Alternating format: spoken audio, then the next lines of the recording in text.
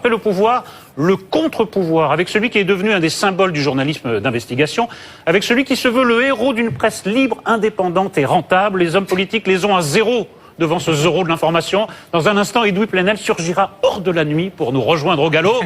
Magnéto. Karachi, Bettencourt et maintenant l'affaire Guéant. Accusé, levez-vous. Et la star de l'année, l'affaire Cahuzac, ou 4 mois de faux semblants, de fausses déclarations. Je n'ai jamais eu de compte à l'étranger, ni maintenant, ni avant. 4 mois de rebondissements tragicomiques avec comme chef d'orchestre le site internet Mediapart.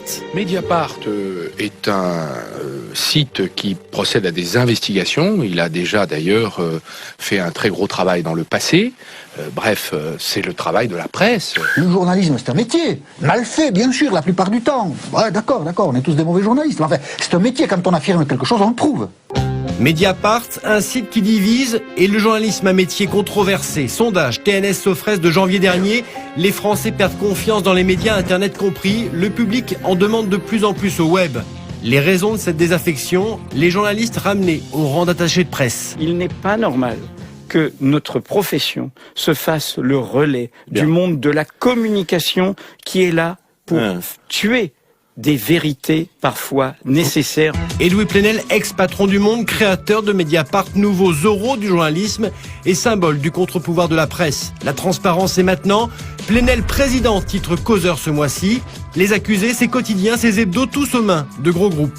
Il y a parfois une presse d'industrie, c'est-à-dire une presse dont les actionnaires, les propriétaires ont besoin de ménager les puissants. Tout ça est malsain, c'est un mauvais écosystème. La dernière étude de l'OJD qui contrôle la diffusion des médias montre que les ventes de la presse quotidienne nationale ont baissé de près de 8% en 2012. Pour les journaux, une chose est sûre, le temps presse. Bonsoir Edoui Plenel. Bonsoir. Merci d'avoir accepté notre invitation. Alors, libre, indépendant, rentable, à vous entendre, on a l'impression qu'au bout de 5 ans d'existence, Mediapart est le seul média à mériter ces 3 adjectifs. Ah non, c'est un constat sur Mediapart. Si d'autres veulent mériter les mêmes adjectifs, bienvenue. Oui, mais ils ne les méritent pas selon vous. Non, je ne juge pas les autres. On vient de vous entendre, des médias... Je parle de l'écosystème de notre démocratie. Ouais, vous entendiez tout à l'heure monsieur Bruno Le Maire, et c'est très intéressant d'avoir les hommes de gauche ou de droite quand ils sont dans l'opposition. Quand ils sont dans l'opposition, ils s'aperçoivent tout d'un coup que notre système dévitalise la démocratie. Et dans ce système, il y a la vitalité de la presse, de l'information. L'affaire Cahuzac, c'est pas le petit Mediapart victorieux face à d'autres. L'affaire Cahuzac, c'est une interrogation sur notre démocratie. Comment se fait-il, vous savez, que l'ensemble du système a accompagné ce mensonge? C'est la question que je vous pose. Comment se fait-il? Mais c'est pas à moi qu'il faut la poser, à nous tous. Si, parce que dans ce qu'on a entendu, vous dites en fait, pourquoi il n'y a pas plus de Mediapart, c'est que les journaux sont soumis à des pouvoirs plus ou moins voyants. Nous sommes le seul pays, c'est pas seulement les journaux. Vous savez, par exemple, il n'y a pas ce qu'on appelle un Freedom of Information Act, ça existe en Grande-Bretagne et aux États-Unis, un droit d'accès à l'information. C'est-à-dire le fait que l'information, tout ce qui est d'intérêt public, doit être public. Il faut des procédures très très compliquées pour obtenir des documents. Actuellement, Mediapart fait des recours devant le tribunal administratif parce que l'ACADA dit oui, vous avez le droit d'avoir les documents, et d'autres commissions, par exemple les commissions sur les comptes de campagne, nous les refusent. Cette question du droit d'accès, cette question du droit de poser des questions, regardez comment les conférences de presse se passent, tout ça est une vieille culture. C'est pour ça que, encore une fois, le problème c'est pas Mediapart. Le problème, Mediapart est un symptôme, révèle quelque chose. Je reviens sur l'affaire Cahuzac. Un pouvoir exécutif tétanisé, un pouvoir législatif coalisé. Les défenseurs de M. Cahuzac étaient aussi bien à droite qu'à gauche. Un pouvoir judiciaire immobile. Je rappelle qu'il a fallu que nous interpellions publiquement le procureur pour qu'il s'empare de cette affaire. Et enfin, en effet, un pouvoir médiatique, pas tout le pouvoir médiatique, qui a accompagné le mensonge. Vous savez, il y a eu 2 autres médias qui ont accompagné les enquêtes de Mediapart sur M. Cahuzac. C'est intéressant. La rédaction de France Culture, qui a mené des investigations en Suisse, c'est étonnant, hein, la radio un peu intellectuelle, et autrement, le quotidien La Croix, où il y a notre confrère Antoine Payon, qui est le meilleur spécialiste des paradis fiscaux. Donc, c'est tout simple. Il faut se battre. Nous, on se bat. On s'est donné les moyens de notre combat et il faut se battre partout. Enfin bon, attendez, juste avant de lâcher la bride à Zemmour, 2 choses. D'abord, les affaires que vous mettez à jour, ça demande. c'est un premier problème, des bons journalistes et des bons mouchards. Parce que l'affaire Bettencourt, c'est des enregistrements illégaux. Dans l'affaire Cahuzac aussi, ça c'est le premier point. Et le deuxième point, c'est que le système Mediapart et plus généralement le système Plenel, c'est que quand la piste se révèle bonne, vous dites, eh ben voilà, démonstration est faite. Et quand elle se révèle pas bonne, ben, là tout d'un coup, vous dites, ah ben tant pis, la démocratie... Exemple sur Mediapart, parce qu'on n'est pas là pour parler de Plenel, c'est pour ça que j'ai élargi au système Plenel. Moi, quand vous étiez à la tête du monde... Je suis là pour un livre, je pense, qui s'appelle Le droit de savoir, et qui Est-ce que le droit de savoir donne tous les droits? Non, mais moi, sincèrement, je viens pour parler de Mediapart et du droit de savoir. J'ai une vie, on est d'accord. Ça fait près de 40 ans que je fais ce métier. Comme vous l'avez rappelé, j'ai été 25 ans au monde. J'ai rendu compte, j'ai même fait un livre qui s'appelle Procès et tout. Vous pouvez le lire, tout ça est public. Mais je ne vais pas en permanence, à chaque fois que je viens parler de Mediapart, parler du monde. Il est très incarné par les Plenel. 5 ans de Mediapart. 5 ans de Mediapart. Je résume. Ce que vous avez dit, Mouchard, je ne sais pas. L'affaire Tapi, Mediapart. L'affaire Karachi, Mediapart. L'affaire Bettencourt, pas un Mouchard, le monsieur, il a voulu révéler un abus de faiblesse qui se passait sur sa patronne. Il est prêt à en rendre compte, il a donné tout ça à la police, et nous avons fait notre enquête.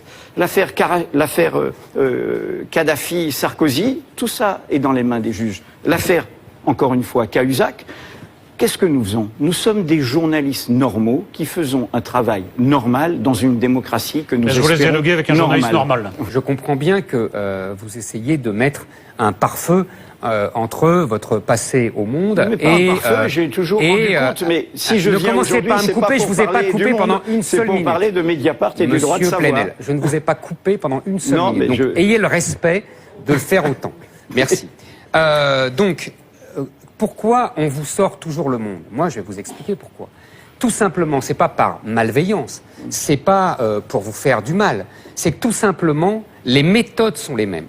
C'est-à-dire que les méthodes reposent sur le renversement de la preuve, c'est-à-dire que c'est celui que vous accusez qui doit prouver son innocence et non pas l'inverse, et sur donc le mépris de la présomption d'innocence. C'est ça le fondamental, que vous soyez à Mediapart ou que vous soyez au Monde. Alors effectivement, Nolo a raison, quand ça marche avec Cahuzac, vous êtes le roi du monde, quand c'est Baudis et les affaires des prostituées de Toulouse, vous êtes mal. Mais c'est la même méthode. Et deuxièmement... Mais c'est faux. Non, c'est sur pas Baudis, c'est faux. Deuxièmement... Sur Baudis, c'est faux. On en reparlera. Alors, mais deuxièmement... C'est faux, ce n'est pas une information vraie. C'est faux. C'est faux. Deuxièmement, je finis la démonstration et je vous répondrai après avec plaisir. Deuxièmement, quand vous dites nous sommes que des journalistes qui recherchaient l'information, c'est vrai et c'est faux. Parce que la spécificité du système Plenel, que vous soyez encore une fois au Monde et ou à Mediapart, c'est que vous donnez l'explication idéologico-éthique qui va avec. Et c'est toujours la même. C'est-à-dire, notre démocratie libérale va mal, elle est pourrie par l'argent. Notre pays, la France, est un pays pourri, il est pourri par le racisme et par la xénophobie. Vous faites toujours la même explication depuis à peu près 25 ans. Donc en fait, et on en reviendra après, c'est complètement idéologique. Vous choisissez vos cibles, vous choisissez... Eric, on a compris ce que tu voulais dire. Donc, M. Plenel, je résume. Baudis, et vous êtes un idéologue plus qu'un journaliste. Non mais, double réponse. J'ai bien entendu, il n'y a pas besoin de résumer. Merci. Je veux bien répondre. L'affaire Baudis, je suis désolé, le premier interview de plaidoyer de Baudis lui-même face aux calomnies de la Dépêche du Midi, c'est dans Le Monde. Et c'est moi qui m'en occupe. Et c'est la manchette du Monde. Le seul article, c'est pas une grande page. Il y a eu, mais non, c'est pas une grande page. C'est un article de 2 feuillets du correspondant local qui ne cite pas Monsieur Baudis, qui se trompe, qui parle d'une maison des horreurs. C'est un article de 2 feuillets qui est en bas de page. La mise en scène autour, non, monsieur Zemmour. Je me souviens de cette page, j'ai de la mémoire. Et je sais très bien qu'à l'époque, je saisis le médiateur du Monde, poste que j'avais créé.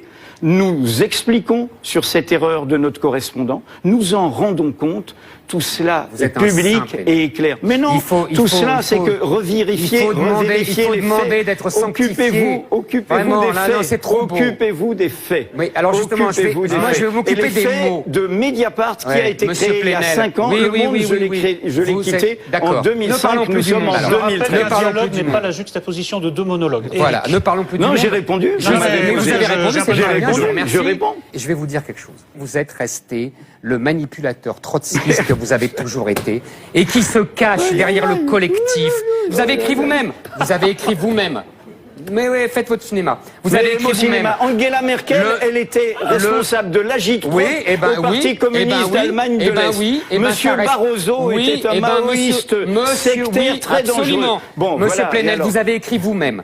Le trotskisme comme expérience et comme héritage fait à jamais partie on vient de mon parler identité. du droit de savoir. Non, mais moi je vous parle de toutes mes œuvres. Et je vais vous dire, je ne vous interroge pas sur celui-là, Monsieur Plenel. Ah bon? Mais c'est la raison pour laquelle je suis là. Vous pouvez partir si vous voulez. Mais moi, je vous interroge. Mais moi, je vous dis ce que j'ai envie de vous dire. Allez. Vous n'allez pas aussi déterminer ce que j'ai envie de dire. Moi, je ne suis pas un gamin de 30 ans à qui vous faites croire. J'ai pas de raison de venir à la télé, je ne suis... sauf parler C'est pas de ce vrai. livre. C'est pas vrai. Vous parlez tout. Vous êtes là pour parler de Mediapart. Donc, je disais que tout ça, c'est une méthode qu'on connaît par cœur, que Marcel Gauchet définit parfaitement en parlant de vous, en disant que vous êtes un néo-bolchevique moins soucieux de prendre le pouvoir que de le détruire. Vous êtes, mais oui, monsieur, faut pas vous cacher derrière du cirque. Je me cache pas. C'est une action longue, de longue haleine. Vous êtes toujours le même. Vous n'avez pas changé et heureusement, parce que moi non plus je ne change pas et personne ne change. Donc, ne vous leurrez pas. Votre travail est avant tout idéologique. Vous vous cachez derrière la jeunesse de 30 ans. Je peux répondre. Je peux répondre. Mais sincèrement, mais attendez, vous devez répondre à Zemmour et à Gauchet, parce que ce que dit Gauchet quand même est lourd. Mais je réponds pas en l'absence des personnes. Je réponds à monsieur. Mais moi, je le reprends à mon compte. Je réponds à monsieur Zemmour. Vous écoute. Je dis que pour juger les personnes et ce qu'ils font, il faut au moins savoir ce qu'ils font. Pourquoi j'ai interrompu monsieur Zemmour? C'est que monsieur Zemmour parle d'un personnage imaginaire qu'il a construit, qu'il a construit lui-même. Et je lui dis simplement, lisez la même chose que Zemmour. Excusez-moi, lisez-moi. Mais je vous lis. Lisez-moi. Lisez Mediapart. Lisez mes articles. C'est pas parce que j'ai envie lisez de mes vous livres. interroger sur autre chose que je ne vous ai pas lu. Lisez mes livres. Lisez mon travail. Je vous lis. Donc voilà, le personnage dont parle Zemmour n'existe pas seulement dans son fantasme. Voilà. Qu'est-ce que j'ai d'autre à dire? Alors, vous pouvez nous parler de l'avenir. Là, on a parlé du passé, ce qui a été accompli. Oui. Quelles sont les affaires que vous suivez en ce moment? Est-ce que l'affaire Cahuzac, par exemple, est close ou est-ce que vous préparez d'autres révélations? Je sais que vous continuez à enquêter. L'affaire Cahuzac n'est évidemment pas terminée puisqu'elle a créé un ébranlement qui a posé une question centrale. J'avais fait un très long article en septembre dernier, combattre la mafia de l'évasion fiscale, grâce à l'effet de souffle de l'affaire Cahuzac.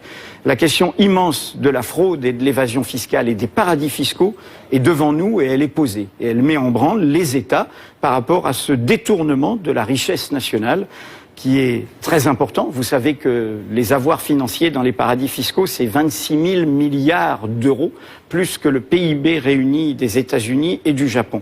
Ça, c'est le premier point. Deuxième point, l'affaire elle-même, dans son détail, n'est pas terminée. La commission d'enquête parlementaire commence à se réunir mardi. Nous sommes les premiers entendus, Fabrice Arfi et moi-même, et nous avons, pour aider le travail de la société sur cette affaire, publié un nouveau livre qui sort cette semaine, qui s'appelle L'affaire Cahuzac. C'est Fabrice Arfi qui porte ce travail collectif. L'affaire Cahuzac en bloc et en détail. Et donc voilà, par ailleurs, nous continuons notre travail. Nous continuons notre travail sur, non pas ces menées... obscur, sur une question centrale et que tout le monde pose. Quand on entend monsieur Laurent Wauquiez, madame Ségolène Royal, madame Eva Joly, tous parler de cette nécessité d'une sorte d'opération main propre, il y a un vrai problème d'esprit public et il y a un vrai problème du poids de l'argent quand il devient une finalité en soi, quand il n'est plus un moyen. On a tous besoin d'argent, d'augmentation de salaire, etc.